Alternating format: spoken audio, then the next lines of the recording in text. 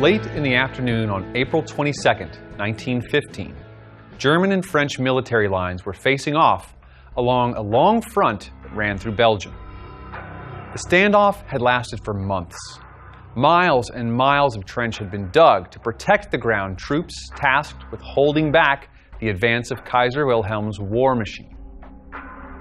Near the hour of 5 p.m., a 4-mile-wide cloud of yellowish-gray gas began drifting across the battlefield near the city of Ypres and into the French trenches.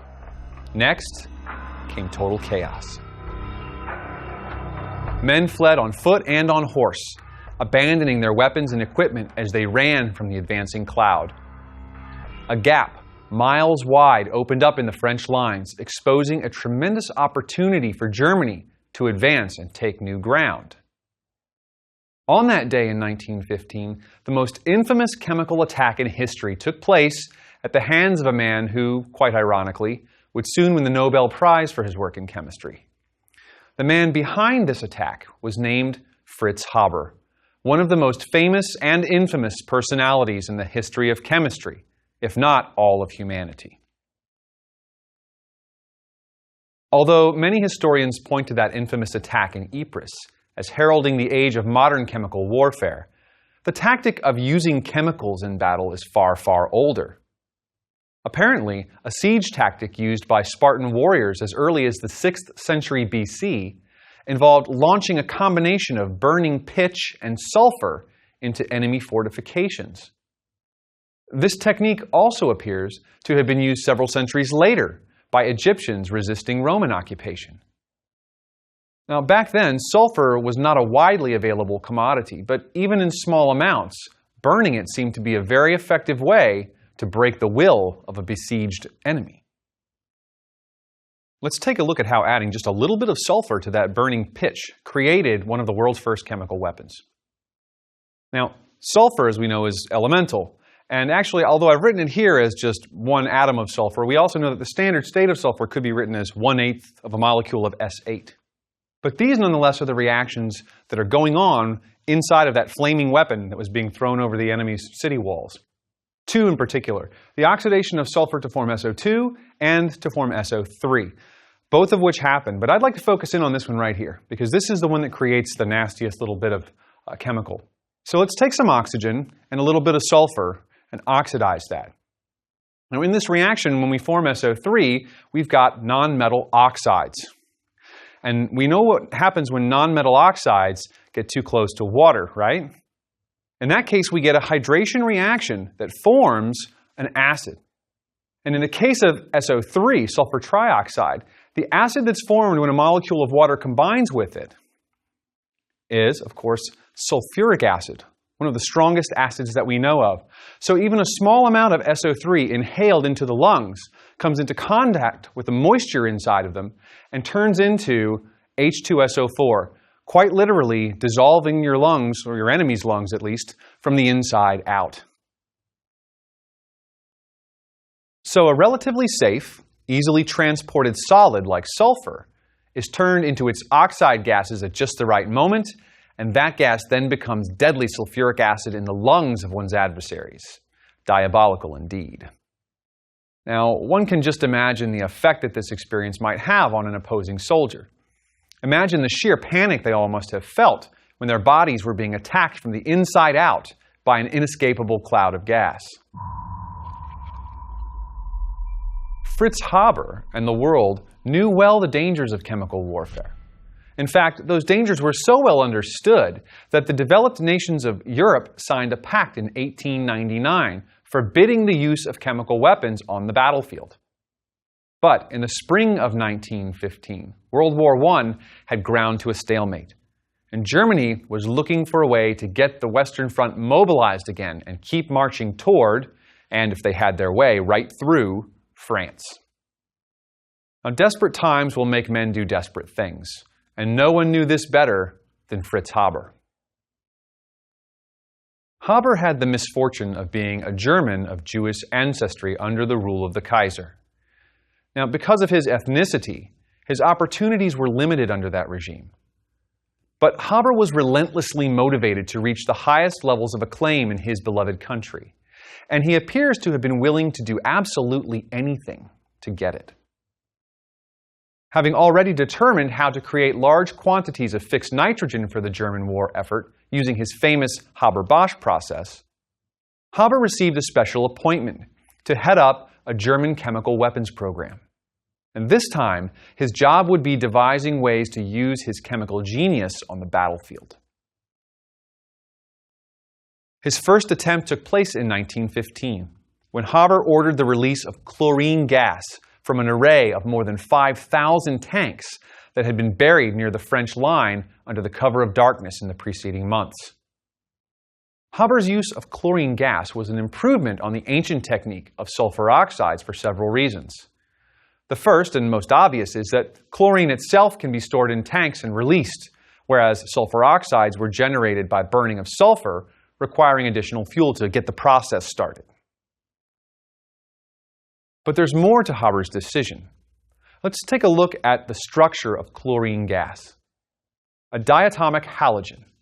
Its lack of a dipole makes it a gas in spite of the relatively high molecular mass of about 70 AMUs.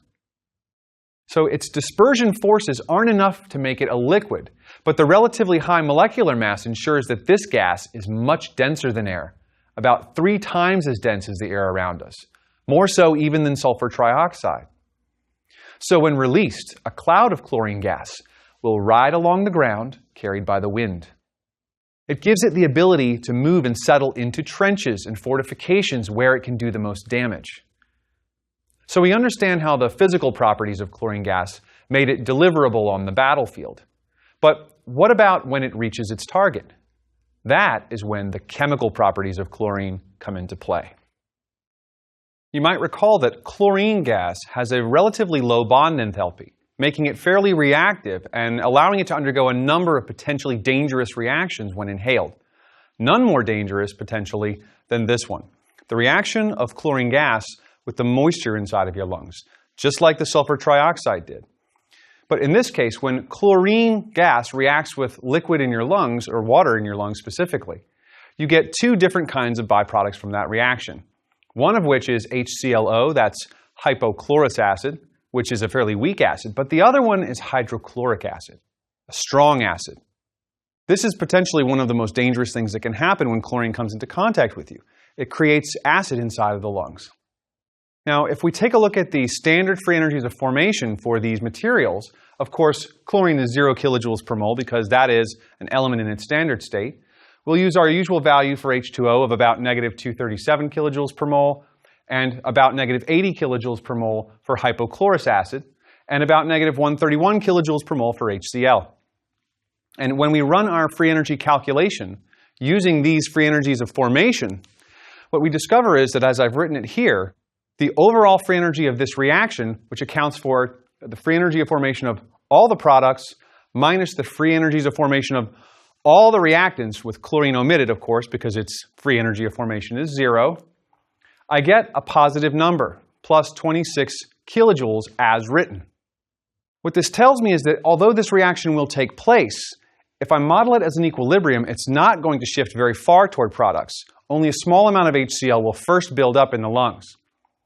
But remember, Le Chatelier's principle tells us that as this HCl reacts away and does its damage, any residual chlorine gas can undergo this reaction to try to relieve the stress of having that HCl removed. So in this sense, if the chlorine gas stays in the lungs long enough, it can be extremely dangerous because it can convert almost quantitatively into a mole of HCl. Haber's technique for deploying his weapon might seem a bit cumbersome. Planting 5,000 tanks of gas in the ground under the cover of darkness is not a very efficient method of delivery. In fact, that method was used as a sort of end around the chemical weapons ban agreed to in the Hague Pact of 1899.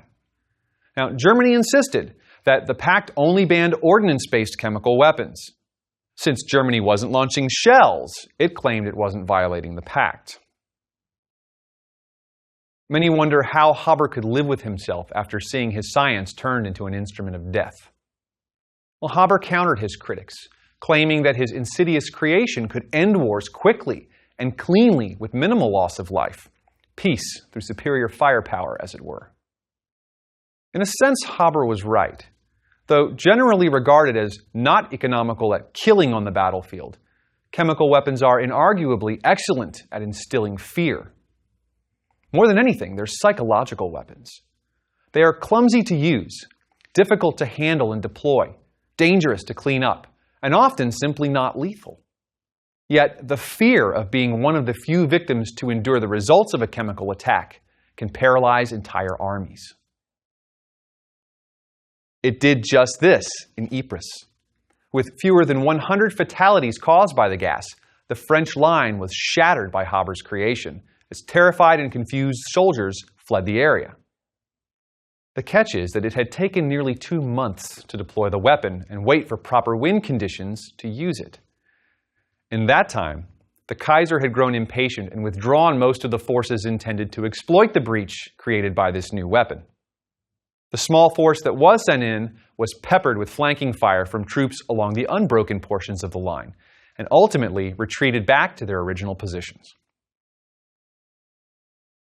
Haber, believing his test to be a success in spite of this, returned home to Germany and promptly threw a party to celebrate his perceived triumph.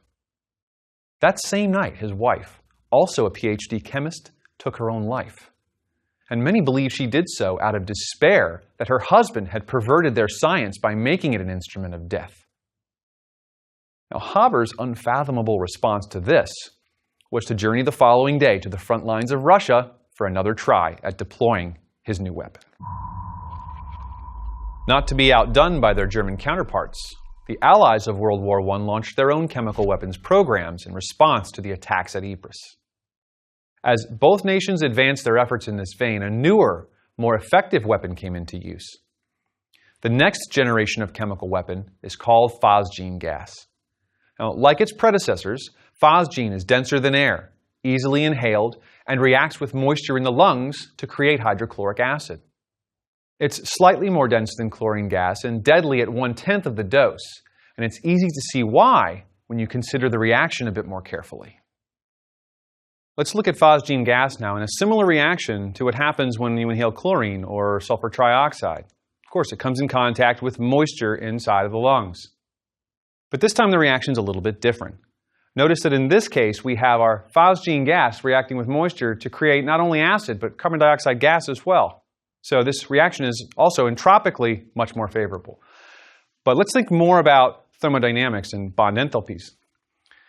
When phosgene gas gets into a victim's lungs, it reacts with that moisture and again creates carbon dioxide and, in this case, 2 moles of hydrochloric acid. So that's 2 moles of strong acid given off during the reaction. So the stoichiometry of this reaction already makes this a potentially more lethal chemical weapon.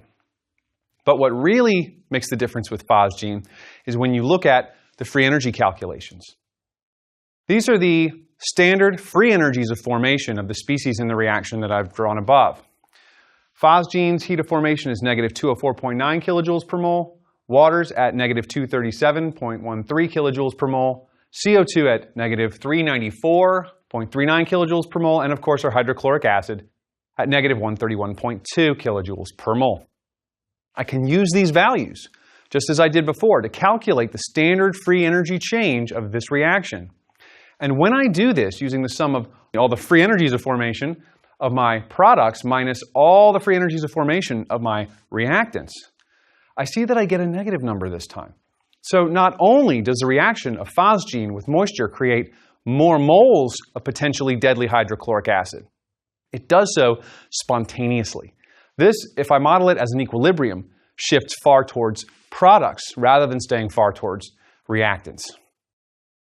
So phosgene's potent reactivity makes it more effective than chlorine, but there's even more. Unlike chlorine, which produces a characteristic odor warning victims that it's in the air, phosgene is essentially odorless. So even at dangerous concentrations, it can be difficult to detect. But that isn't the worst of it. Phosgene does not mix well with water like chlorine gas does. So the reaction that breaks it down into those large quantities of lethal hydrochloric acid is actually slower. So slow, in fact, that a lethal dose can be inhaled long before any ill effects are felt. This made phosgene gas the poison of choice throughout most of the First Great War. Phosgene is so deceptively odorless and painless to inhale that many men lost their lives after failing to use gas masks in response to attacks that they never even realized had happened. It's estimated that about 85% of the deaths due to chemical agents in World War I can be attributed to phosgene gas fired from artillery shells as both sides began to flagrantly abandon the Hague Pact in their desperate search for victory. The final development in chemical warfare during World War I came very late in the conflict. In the summer of 1917, German shells rained down on British positions, just as usual. But what was unusual about these shells was that they didn't contain phosgene. Instead, they contained a foul-smelling, brown, oily substance that the Allies had not encountered before. A new type of chemical attack had just been unleashed, and this material was genuinely terrifying. It was not a slow, silent killer like phosgene. It was potent, so fast-acting that there was no time to escape for those unfortunate enough to be in its presence. This new chemical weapon earned the name mustard gas because its smell somewhat resembles rancid garlic or mustard. It may have smelled like mustard, but what it really was made from was far more terrible. It was this: dichloroethyl sulfide, courtesy of the laboratories of Fritz Haber and the chemists at the Kaiser Wilhelm Institute. Haber had really outdone himself with this one. Mustard gas is a positively horrific compound in its action. It doesn't need to be inhaled to cause severe trauma. Simple skin contact will do. Water can displace the chlorine atoms of this compound very easily, creating hydrochloric acid burns just like its counterparts. But mustard gas doesn't just create strong acid when inhaled to the lungs, like its counterparts chlorine and phosgene. Instead, it undergoes a self-cyclization reaction, forming a very unstable ring structure. And this unstable molecule then reacts with the guanine residues in DNA on contact, making a chemical bond to the base that prevents proper base pairing. This kind of cellular damage leads to cell death, possibly even cancer, in those exposed to it. Now, the effects of mustard gas on unprotected soldiers was genuinely terrible, causing thick scarring anywhere it came into contact with the victim's flesh. And thankfully, mustard gas was only developed as a weapon in the waning months of World War I, so its use in battle was extremely limited. But it had already done its job of wreaking terror on soldiers on both sides of the conflict with its awful, disfiguring results. Chemical weapons had performed their task. Although they resulted in only about 3% of deaths in the war, they were still among the most reviled and feared weapons in use. By the war's end, well over 100,000 tons of chlorine, phosgene, and mustard gas had been produced and used on the battlefields. This time in human history left an indelible legacy for chemical warfare. As conflict wound down, production and use of chemical weapons abated for a time, and interest in producing more insidious compounds waned, at least for a while. But this wasn't the end of the line for chemical weapons. They've made appearances in World War II, used by Imperial Japan as they expanded into China. Saddam Hussein's use of mustard gas in Iraq in the 1980s is well documented as well. Interestingly, in nearly all examples of its use since the end of World War I, it seems to only be a weapon of choice for attacking adversaries who can't respond in kind, a weapon of choice for the cowardly. Hydrogen cyanide. It's a very simple molecule, yet a very potent poison. Discovered in the 1800s, in the right concentrations, hydrogen cyanide gas can be extremely lethal.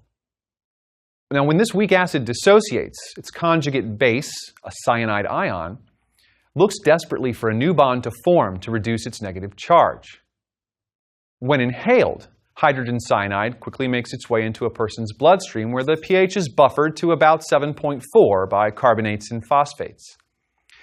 Now, with a pKa of around 9.2, This means that only about 1% of the hydrogen cyanide that gets into a person's bloodstream will become ionized. But that's all it takes. Cyanide ion bonds tenaciously to the metal centers in proteins called cytochromes, specifically cytochrome C oxidase, which plays a role in transporting electrons obtained from respiration. Cyanide binds so powerfully to cytochrome C oxidase that it is effectively permanent. And this causes havoc on a person's ability to process chemical energy, leading to a rapid, painful death, even at very low concentrations. The lethality of this compound was understood in the 1800s when it was employed as an insecticide in some applications. But hydrogen cyanide suffers from several shortcomings when used as a weapon. First, although very lethal, it's made from hydrogen, carbon, and nitrogen, smaller nuclei, making it less dense than air.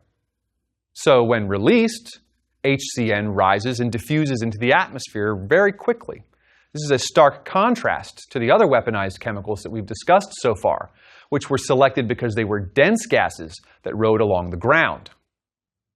So instead of sinking and collecting in high concentrations at the ground, hydrogen cyanide floats into the atmosphere and disperses to non-lethal concentrations very quickly. This makes it essentially useless as a battlefield weapon. But Hitler's Third Reich found another, even more dubious application for hydrogen cyanide than using it against troops on a battlefield.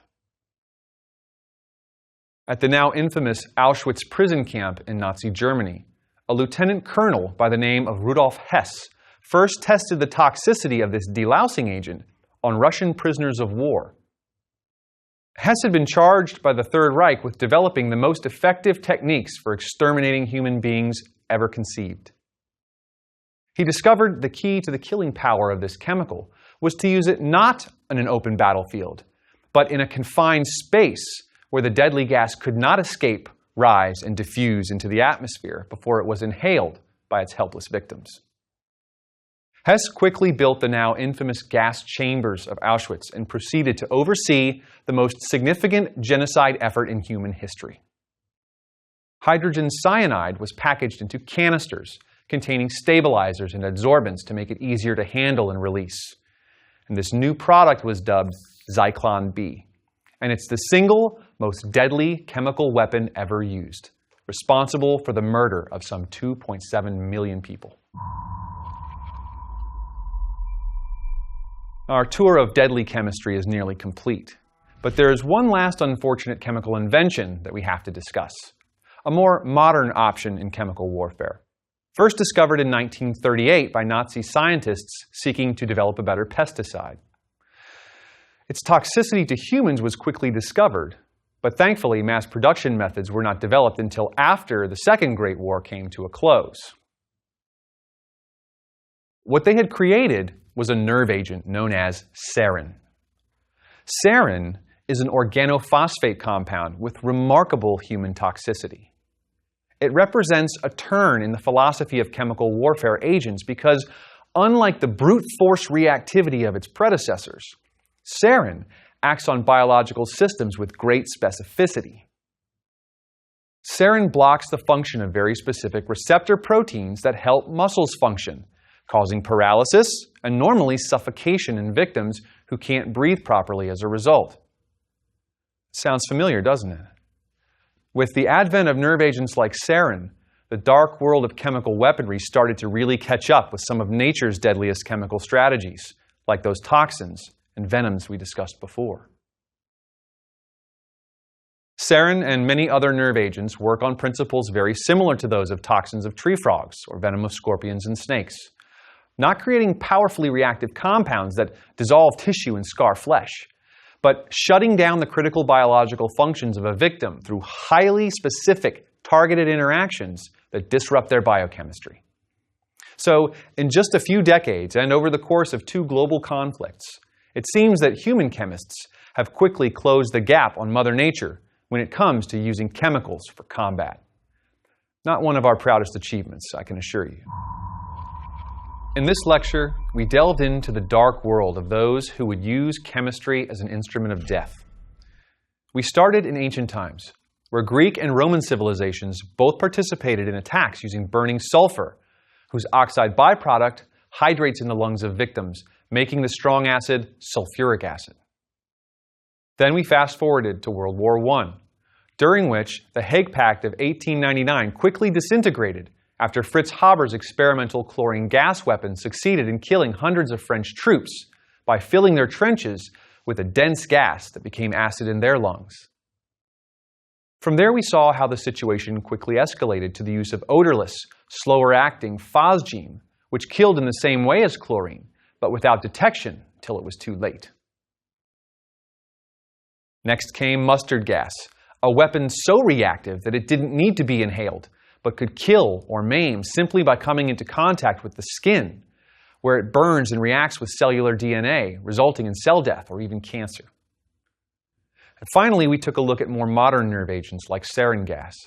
We saw how this new generation of chemical weaponry better emulates the highly potent neurotoxins created by nature over billions of years of evolution.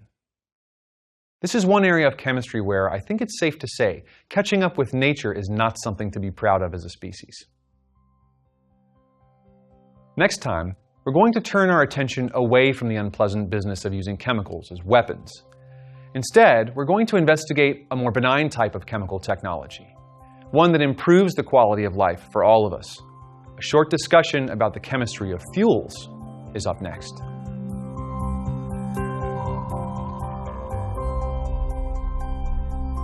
Although Fritz Haber always thought of his gas attacks at Ypres as a great success, they actually are a great illustration of why chemical weapons have never really become commonly used weapons in militaries.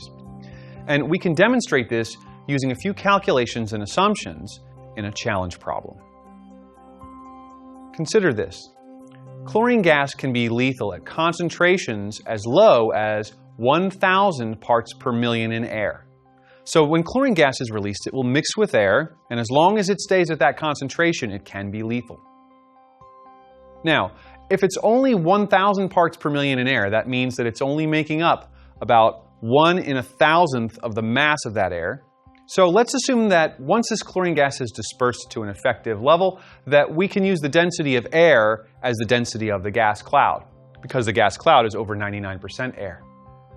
Now, doing that, let's calculate the maximum volume of a toxic cloud of chlorine that could have been generated by Haber's use of 168 tons of pure chlorine gas in the attack on Ypres.